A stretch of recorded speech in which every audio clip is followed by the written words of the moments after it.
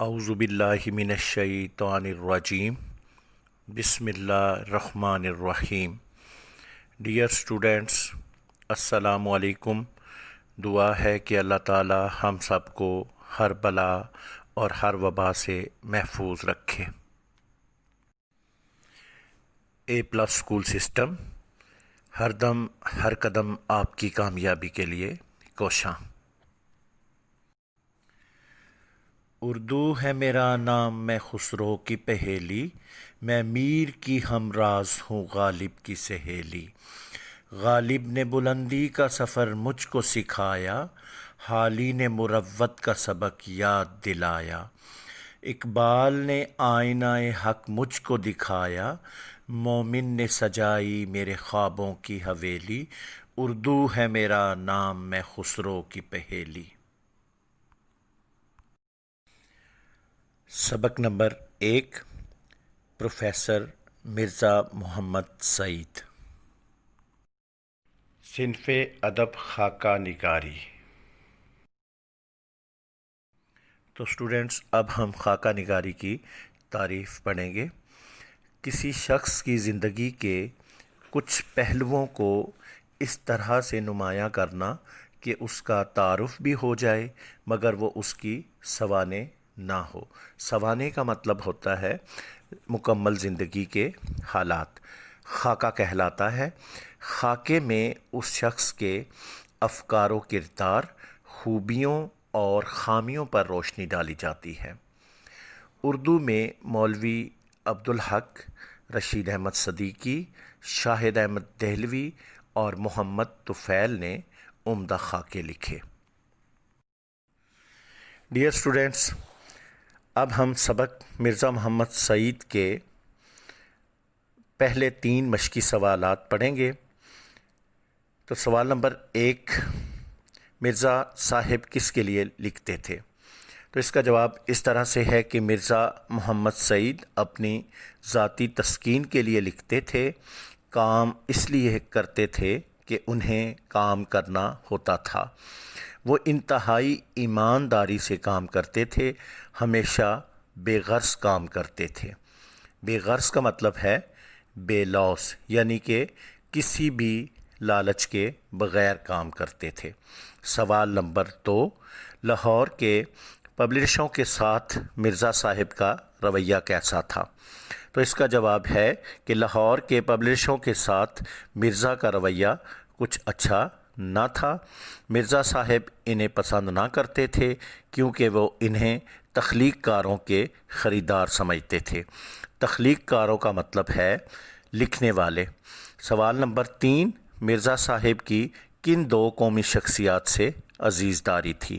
تو اس کا جواب اسٹوڈنٹس اس طرح سے ہے کہ سر سید احمد خان اور منشی ذکاء اللہ سے مرزا صاحب کی رشتہ داری تھی۔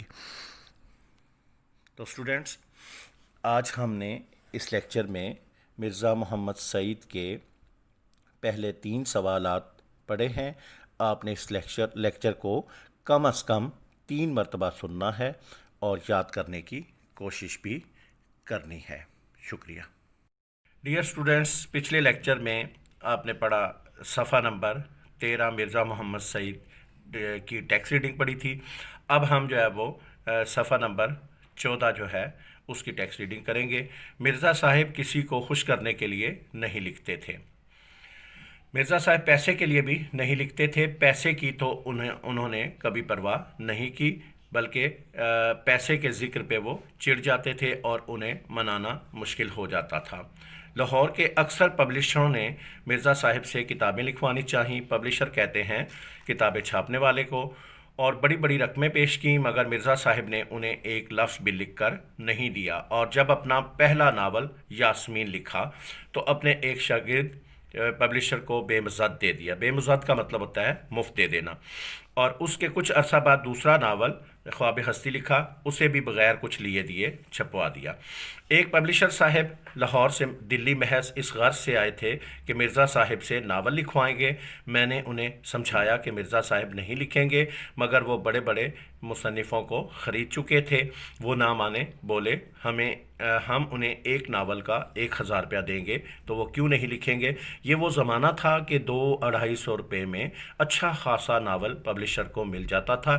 چنانچہ مجھے اپنے ساتھ لے کر مرزا صاحب کی خدمت میں حاضر ہوئے، میں نے تعارف کروایا، مرزا صاحب کا ماتھا ٹھنکا۔ ماتھا ٹھنکنا مرزا صاحب کو سوج گیا، یعنی اندازہ ہو گیا۔ پبلشر صاحب نے چھوٹتے ہی ناول لکھنے کی فرمائش کی۔ مرزا صاحب بڑے ٹھنڈے مزاج کے آدمی تھے، یعنی کہ تحمل مزاج تھے۔ بولے آپ میرے ناول کے 5000 یا 10,000 روپے دیں گے، مجھے یہ منظور نہیں کہ جو کام کر رہا ہوں اسے چھوڑ کے آپ کے ناول لکھوں۔ 5-10 ہزار کی بات سن کر پبلشر صاحب کی سٹی گم ہو گئی، یعنی وہ بہت زیادہ خاموش ہو گئے اور 2-4 منٹ پہلو بدل کر رخصت چاہی۔ مرزا صاحب اس زمانے میں اپنی مارکۃ الآراء کتاب مذہب اور باطنیت لکھ رہے تھے، جسے مکمل کرنے کے بعد ان کے دوست پروفیسر تاجور نجیب آبادی ان سے لے گئے اور لاہور سے وہ کتاب شائع ہوئی۔ مرزا صاحب کا صرف یہی ایک علمی کارنامہ ہے، مگر ایسا کارنامہ کہ اگر اردو کی 100 عمدہ کتابیں چھانٹی جائیں، چھانٹنے سے مراد کیا ہے کہ ان کو الگ الگ کیا جائے، تو ان میں مذہب اور باطنیت کو ضرور شریک کرنا پڑے گا۔ مرزا صاحب دلی کے شرفا کے ایک متمول خاندان کے چشم و چراغ تھے۔ شرفا شریف اور متمول امیر اور چشم و چراغ بیٹا۔ تراہ بہرام خان سے آگے بڑھ کر ایک راستہ ہے۔ تراہ کا مطلب ہوتا ہے ایسی جگہ جہاں سے 3 راستے نکلتے تھے، سیدھے ہاتھ کو مڑ جاتا تھا۔ اسی کے نکڑ پر مرزا صاحب کا آبائی مکان تھا۔ آبائی مکان مطلب باپ دادا کا گھر۔ اسی علاقے میں سر سید احمد خان کا قدیم مکان بھی تھا۔ سر سید سے بھی مرزا صاحب کی عزیزداری تھی اور منشی ذکاء اللہ سے بھی ان کی قرابت داری تھی۔ 50-60 سال پہلے دلی کے مسلمان شرفا میں انگریزی تعلیم کو اچھی نظر سے نہیں دیکھا جاتا تھا، مگر سر سید نے مسلمانوں کے اس غلط نظریے کی بہت کچھ اصلاح کی۔ اسی زمانے میں دلی کے 2 نوجوانوں نے اعلیٰ تعلیم حاصل کر کے علمی حلقوں میں نمود حاصل کی۔ نمود کا مطلب ہوتا ہے آگے بڑھنا۔ ایک پروفیسر مشتاق احمد زاہدی تھے اور دوسرے پروفیسر مرزا محمد سعید۔ مرزا صاحب نے اس صدی کے آغاز میں لاہور کے گورنمنٹ کالج میں تعلیم حاصل کی۔ ان کے استادوں میں علامہ اقبال بھی تھے، جن سے ان کے مخلصانہ تعلقات آخر تک قائم رہے۔ انگریزی ادبیات میں ایم اے کی سند لینے کے بعد مرزا صاحب نے 1906 اور 1907 میں 2 سال علی گڑھ میں بھی پڑھایا۔ اس کے بعد گورنمنٹ کالج لاہور ہی میں انگریزی کے پروفیسر ہو گئے۔ تو اسٹوڈنٹس، آج ہم نے آپ کی ٹیکسٹ بک کا صفحہ نمبر 14 جو ہے وہ اس کو پڑھا ہے۔ آپ نے بار بار لیکچر کو سننا ہے اور یاد کرنے کی کوشش کرنی ہے۔ شکریہ۔